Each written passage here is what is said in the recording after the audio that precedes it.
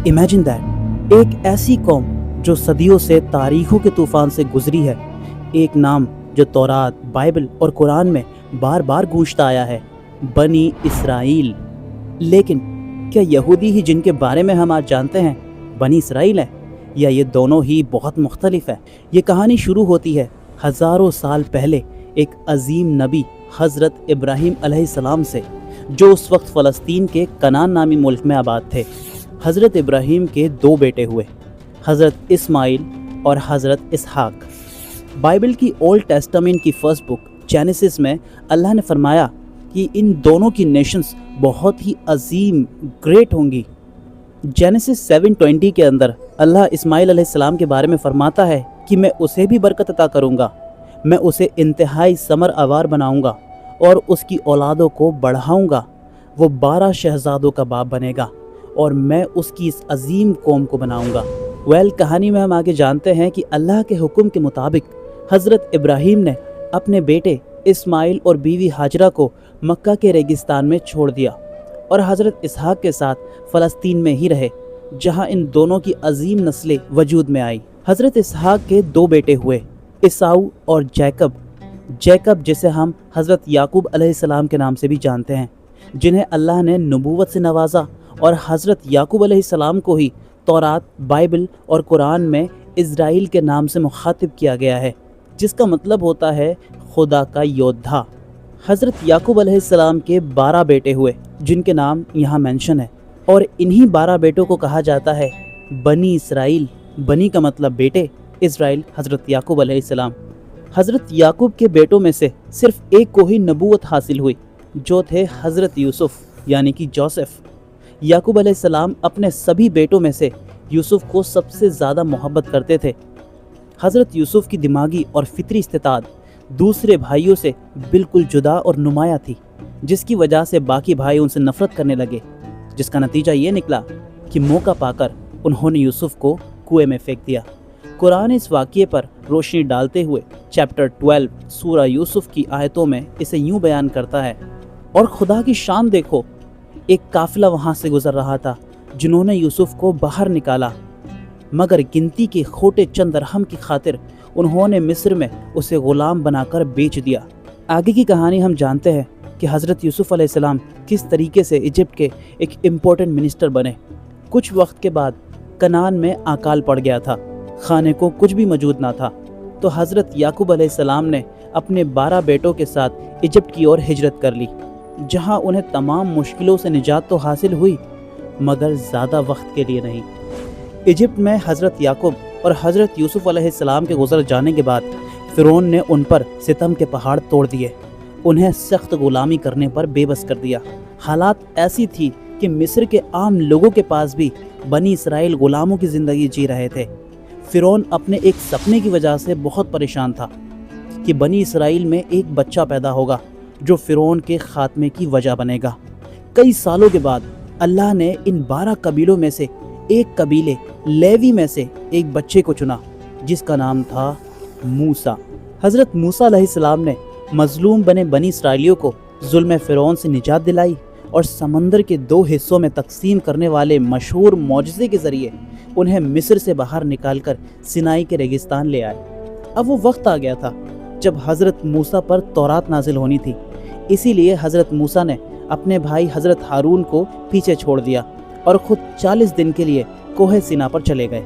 इतने में बनी इसराइल से सब्र ना हुआ और उन्होंने शिर्क को अंजाम दिया और इबादत के लिए सोने का एक बछड़ा बनाया। बछड़े के वाक़ये के बाद बनी इसराइल ने तौरात को खुदा का कलाम मानने से इनकार कर दिया। उसके बाद मूसा ने कोह सिना पर अपने साथ चलने के लिए 70 बेहतरीन लोगों का इंतखाब किया। जब उन्होंने मूसा को अल्लाह से बात करते हुए सुना तो अल्लाह को देखने के लिए मूसा से लड़ने लगे और इसकी सज़ा में अल्लाह ने उन पर बिजली गिरा दी। मूसा ने अल्लाह से दुआ की और अल्लाह ने उन लोगों को दोबारा जिंदा कर दिया। जब वो लोग वापस कोह सिना से आए तो बाकी लोगों के सामने गवाही देने लगे कि तौरात अल्लाह की किताब है, इसमें कोई शक नहीं है। कुछ वक्त के बाद मूसा अलैहिस्सलाम बनी इसराइल के साथ बिलाखिर फ़लस्तीन की सरहद पहुंच गए थे।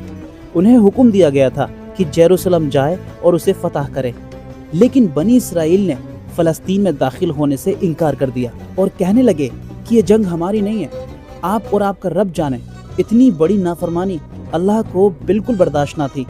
اس واقعے کو قرآن چیپٹر 5 سورہ المائدہ میں اس طریقے سے بیان کرتا ہے، آیت 21، اللہ نے فرمایا، اے میری قوم، شام کی اس مقدس زمین پہ جاؤ جہاں خدا نے تمہاری تقدیر میں حکومت لکھ دی ہے، اور دشمن کے مقابلے پیٹھ نہ پھیرو، کیونکہ اس سے تم خود الٹا گھاٹا اٹھاؤ گے۔ وہ لوگ کہنے لگے کہ یہ موسیٰ، اس ملک میں تو بڑے زبردست اور طاقتور لوگ رہتے ہیں، اور جب تک وہ لوگ اس میں سے نکل نہ جائیں ہم تو اس میں بالکل قدم نہیں رکھیں گے۔ ہاں اگر وہ لوگ خود اس میں سے چلے جائیں تو ہم ضرور اس ملک میں جائیں گے۔ اس سرکشوں کی زمین پر تم جاؤ اور تمہارا خدا جائے، اور دونوں جا کر ان سے لڑو، ہم یہیں پر جمے بیٹھے رہیں گے۔ تب موسیٰ نے خدا سے عرض کرا کہ تو خوب واقف ہے، میرا خود پر اور میرے بھائی ہارون کے سوا کسی پر قابو نہیں ہے، بس ہمارے ان نافرمان لوگوں کے درمیان جدائی ڈال دے۔ آگے آیت نمبر 26 میں اللہ فرماتا ہے کہ ان کی سزا یہ ہے کہ ان کو 40 سال تک کوئی حکومت حاصل نہیں ہوگی، اور اس مدت دراز تک وہ لوگ اس زمین پر بھٹکتے پھریں گے۔ اس 40 سال کی سزا میں بنی اسرائیل کے ساتھ حضرت موسیٰ اور حضرت ہارون بھی شامل تھے۔ ریگستان میں بھٹکنے کے دوران اللہ نے بنی اسرائیل کو ایک گائے ذبح کرنے کا حکم دیا تھا۔ مصر کے اثرات اور رواجوں کی وجہ سے وہ لوگ گائے کو بہت زیادہ عزت دیتے تھے، جیسے کہ وہ ان کے لیے عبادت کی چیز ہو، اور اسی وجہ سے وہ اسے ذبح نہیں کر سکتے تھے۔ وہ موسیٰ سے غیر متعلبار سوالات پوچھتے کہ کس طرح کی گائے ہمیں ذبح کرنی ہے موسیٰ۔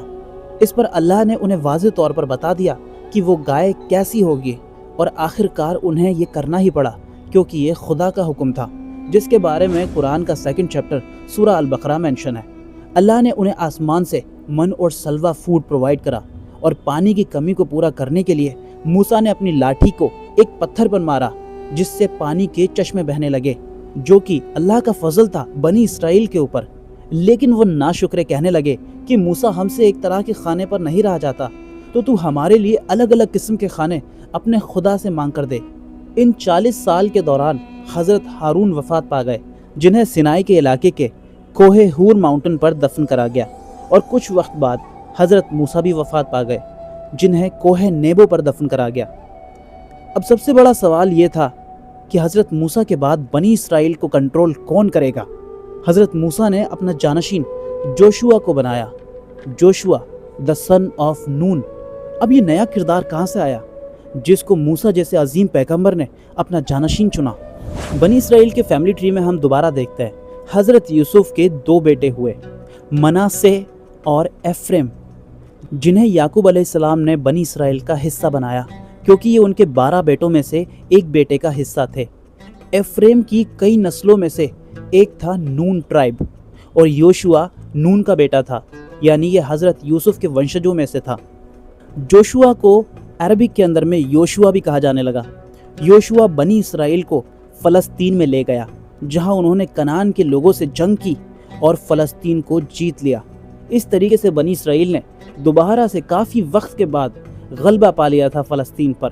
اللہ نے انہیں حکم دیا کہ وہ اس زمین پر سجدہ کرتے ہوئے اور ہتاتن کہتے ہوئے داخل ہوں، مگر انہوں نے خدا کے حکم کا مذاق بنایا، اور ہتاتن جس کا مطلب ہوتا ہے خدا ہمیں معاف کرے جو غلطی ان لوگوں نے پہلے کی تھی اس کے لیے، لیکن ان لوگوں نے ہتاتن کی جگہ ہنتاتن کہہ کر مذاق بنانے لگے، یعنی کہ گیہوں۔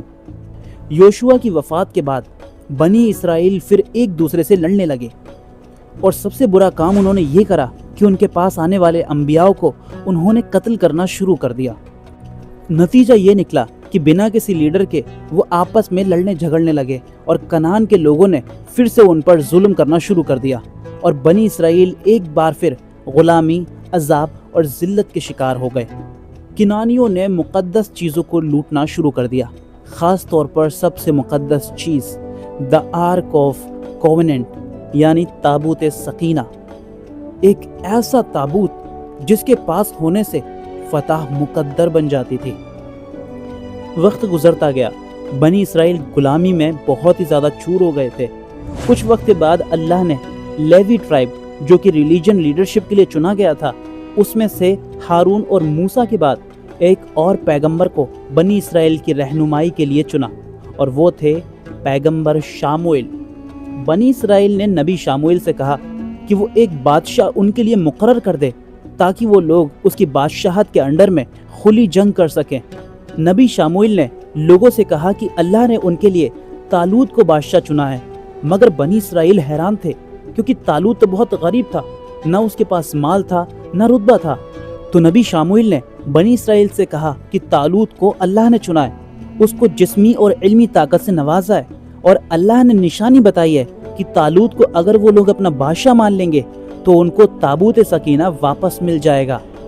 طالوت کی فوج کا مقابلہ جالوت یعنی کہ گولیت نام کے ایک طاقتور اور خوفناک بادشاہ سے ہونا تھا جو اس وقت فلسطین پر بادشاہت کر رہا تھا۔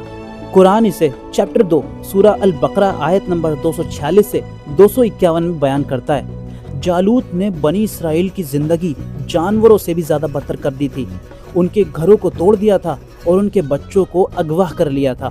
آخرکار طالوت کو بنی اسرائیل نے نبی شاموئیل اور اللہ کے حکم کے مطابق بادشاہ چن لیا تو اللہ کا وعدہ پورا ہو گیا اور بنی اسرائیل کو تابوت سکینہ پھر سے واپس مل گیا، جس کا مطلب تھا کہ اب جالوت کی موت پکی تھی۔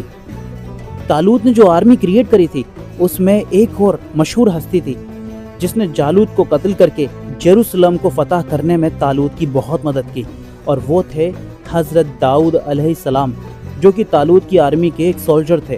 داؤد علیہ السلام حضرت یعقوب علیہ السلام کے چوتھے بیٹے یہودا کے قبیلے سے تعلق رکھتے تھے۔ بادشاہ طالوت کے انتقال کے بعد بنی اسرائیل کو داؤد علیہ السلام نے متحد کرا اور یروشلم کو بنی اسرائیلیوں کی سرزمین کا دارالحکومت یعنی کیپٹل بنایا، اور اس دور میں فلسطین نے بہت ترقی کری۔ حضرت داؤد نے چاہا کہ وہ اللہ کی عبادت کے لیے ایک مقدس گھر ہیکل بنائے جہاں وہ تابوت سکینہ کو ہمیشہ کے لیے رکھ سکیں، مگر بائبل کی بک فرسٹ کرونیکل چیپٹر 28 ورس 3 میں اللہ نے داؤد کو گھر بنانے سے منع کر دیا کیونکہ داؤد جنگوں میں شامل تھے اور بہت خون بہا چکے تھے، جبکہ اللہ چاہتا تھا کہ ہیکل اس شخص کے ہاتھوں سے بنے جو امن کے پیام کے برابر ہو۔ اس کام کے لیے اللہ نے داؤد کے بیٹے حضرت سلیمان کو چنا کیونکہ سلیمان امن و سکون پسند کرتے تھے۔ سلیمان یعنی کہ سولمن نے تفسا سے گازا تک دریائے فرات کے مغرب میں تمام سلطنتوں پر حکومت کی۔ وہ اپنے تمام پڑوسی سلطنتوں کے ساتھ امن معاہدہ رکھتے تھے۔ حضرت سلیمان نے پہلی مسجد یعنی کہ ہیکل سلیمانی کی نیو رکھی۔ سلیمان نے لیبنان کے کنگ ہیرام سے کیدار ووڈ منگوایا، بہترین پتھر اور سونے جواہرات اکٹھے کرے، 3300 افسروں کو نگرانی کے لیے مقرر کرایا گیا، ہزاروں مزدوروں کو الگ الگ شفٹوں میں کام پر لگایا گیا۔ سلیمان نے اتنا قرض لیا کہ انہوں نے کنگ ہیرام کو 20 شہر گلیلی کے علاقے میں دے دیے۔ جب ہیکل مکمل ہو گیا تو سلیمان نے دعا اور قربانیوں کے ذریعے اس کا افتتاح کیا۔ انہوں نے غیر یہودیوں کو بھی بلایا تاکہ سبھی لوگ اصلی اور سچے خدا یعنی کہ اللہ کا نام جان لیں اور اس سے ڈرے جیسا کہ بنی اسرائیل کرتی آئی ہے، اور وہ پہچان جائیں کہ یہ گھر خدا کے نام سے منسوب ہے۔ حضرت سلیمان کے انتقال کے بعد ان کا بیٹا رہوبیم حکمران بنا، جو حضرت سلیمان سے بالکل مختلف تھا۔ اس میں انا اور تکبر چور چور کے بھری ہوئی تھی، جس کی وجہ سے بنی اسرائیل کے قبیلے آپس میں لڑنے لگے۔ اسی وقت مصر سے یروبام نام کا عہدیدار جو حضرت سلیمان علیہ السلام کے فارمر آفیشلز میں تھا واپس فلسطین آ گیا تھا۔ یروبام ایفریم قبیلے سے تعلق رکھتا تھا۔ سلیمان علیہ السلام کی وفات کے بعد ان کے بیٹے نے بنی اسرائیل پر بھاری ٹیکس لگا دیا تھا۔ اب بنی اسرائیل کے قبیلے اپنے راجہ رہوبیم سے پریشان تھے۔ یروبام نے رہوبیم کو سمجھانے کی پوری کوشش کری کہ وہ لوگوں پر اتنی سختی نہ کرے۔ بنی اسرائیل کا صبر اب ختم ہو چکا تھا۔ انہوں نے اپنے بادشاہ رہوبیم کے خلاف بغاوت کر کے رہوبام کو بنی اسرائیل کا نیا بادشاہ بنا دیا تھا۔ اب بنی اسرائیل کے 10 قبیلے یروبام کو اپنا بادشاہ مان چکے تھے، اور 2 قبیلے یہودا اور بنجامن جسے بنیامین بھی کہا جاتا ہے حضرت سلیمان کے بیٹے رہوبیم کے ساتھ رہے۔ فلسطین 2 حصوں میں تقسیم ہو چکا تھا۔ ناردرن کنگڈم جسے دا کنگڈم آف اسرائیل کہا جانے لگا، اس میں 10 قبیلے شامل تھے، اور ساؤتھن کنگڈم جسے دا کنگڈم آف یہودا کا نام دیا گیا، اس میں 2 قبیلے شامل تھے۔ اور آج کے تمام یہودی انہی 2 قبیلوں سے تعلق رکھتے ہیں۔ دا کنگڈم آف یہودا اسی لیے انہیں یہودی کہا جاتا ہے، جبکہ یہودی بنی اسرائیل کا ایک چھوٹا سا حصہ ہے۔ یہ ہے بنی اسرائیل اور یہودیوں کے درمیان سب سے بڑا فرق۔ کچھ وقت بعد نیو اسائرین امپائر کے ٹگلت پلسر تھرڈ، شالمینسر ففتھ اور سارگون سیکنڈ نے ناردرن کنگڈم آف اسرائیل پر حملے کرے اور مجبوراً بنی اسرائیل کے 10 قبیلوں کو پیلسٹائن چھوڑ کر بھاگنا پڑا، اور یہ 10 قبیلے ہمیشہ کے لیے اپنی آئیڈینٹی کھو بیٹھے، اس لیے انہیں 10 لاسٹ ٹرائبس کہا جانے لگا۔ وہیں دوسری اور ساؤدرن کنگڈم آف یہودا پر بیبیلونین امپائر کے بادشاہ بخت نصر نے حملہ کر دیا۔ ساؤدرن کنگڈم پوری طرح تباہ ہو چکا تھا، اور ساتھ میں سلیمان علیہ السلام کا بنایا ہوا ٹیمپل بھی۔ اس تباہی کے کئی سالوں بعد سائرس دا گریٹ نام کے ایک بادشاہ نے یہودیوں کو غلامی سے چھڑایا اور حضرت سلیمان علیہ السلام کے اس ٹیمپل کو بھی دوبارہ بنوایا، جسے سیکنڈ ٹیمپل کہا گیا۔ لیکن 600 سال بعد رومن امپائر نے ساؤدرن کنگڈم پر حملہ کر دیا اور اس سیکنڈ ٹیمپل کو بھی تباہ کر دیا، اور تب سے اب تک اس سیکنڈ ٹیمپل کی تعمیر نہیں کی گئی اور نہ ہوگی۔ حالانکہ ہم جانتے ہیں کہ یہودی مال و غنیمت اور طاقت کے خزانوں پر بیٹھے ہوئے ہیں، لیکن پھر بھی وہ اس کی تعمیر نہیں کر رہے، کیونکہ ان کا ماننا ہے کہ جلد ہی ان کا ایک مسیحا آئے گا اور وہ پوری دنیا میں بنی اسرائیل کے 12 قبیلوں کو یونائٹ کرے گا، ٹھیک ویسے ہی جیسے یہ 12 قبیلے حضرت سلیمان علیہ السلام کے وقت ساتھ تھے، اور وہی مسیحا تیسری اور آخری بار اس ٹیمپل کو بنوائے گا۔ ایک بات جو ہمارے معاشرے میں بہت پھیلی ہوئی ہے کہ یہودیوں کا مسیحا دجال ہوگا اور اس کے آنے سے قیامت کی نشانیاں واضح ہو جائیں گی، اس بات میں کتنی سچائی ہے جانیں گے نیکسٹ ویڈیو میں۔ جب تک کے لیے فی امان اللہ۔